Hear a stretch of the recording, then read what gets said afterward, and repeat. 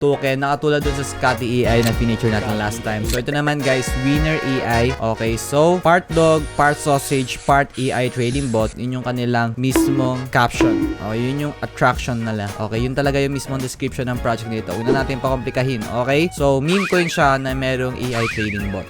Okay, the-feature nyo siya sa mga iba't ibang news articles katulad na itong mga to. At marami na rin nakastake dito. 68% na at yung rewards nila per annum is 779%. Okay, so ang USDT na total na raise nila is almost $1.2 million na. At available na siya dito guys, bilhin ETH, USDT, or card. Pero suggest ko sa inyo, bilhin nyo sa ETH. Okay, para eligible kayo for staking. Okay, pero kung wala, pwede nyo naman nun bilhin with BNB. Pero hindi kayo makapag-stake nun. Okay, so ito, Winner AI, meron siyang enhanced trading tool.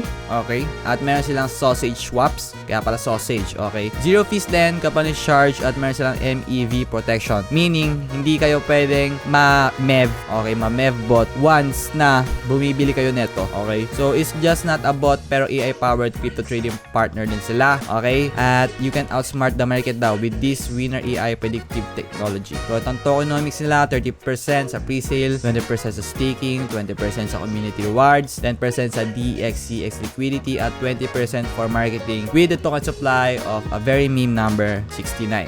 Okay, 69 trillion. Okay, at meron sila dito guys na master plan or ito yung nilang roadmap. Okay, step 1, nandito tayo ngayon. So pre-sale launch. Launch na yung pre-sale nila at hinihintay lang natin yan matapos, no? At kapag natapos na yan, they will proceed with the step 3, which is the token listing. Okay, token listing is kung saan magiging available yung token nila for swapping sa decentralized exchange or mga centralized exchange. Depende yan. So abangan nyo yan sa mga announcement na gagawin nila. Okay, so para bumili ng WAI token na ito, okay, connect nyo lang yung wallet nyo. Make sure nyo na meron kayong laman. Depende kung ano yung ginamit yung pambili. Kung ETH, make sure na may ETH. Kung BNB, make sure na may BNB. Meron ding Matic or USDT.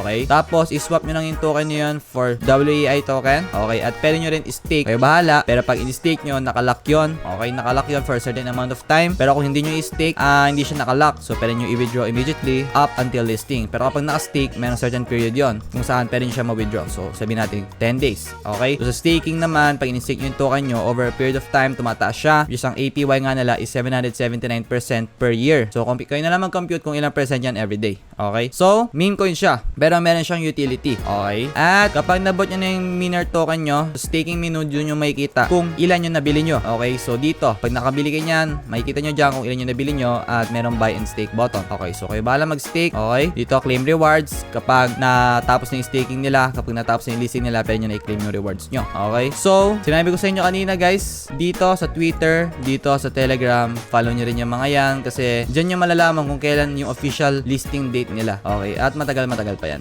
Okay, pero dito guys, yan, i-follow nyo rin sila para updated kayo sa mga bagong event or kapag meron silang mga bagong news, meron mga bagong giveaways or airdrops, no, dito nila yan ina-announce sa kanilang mga social media platforms, so ng Telegram or ng Twitter.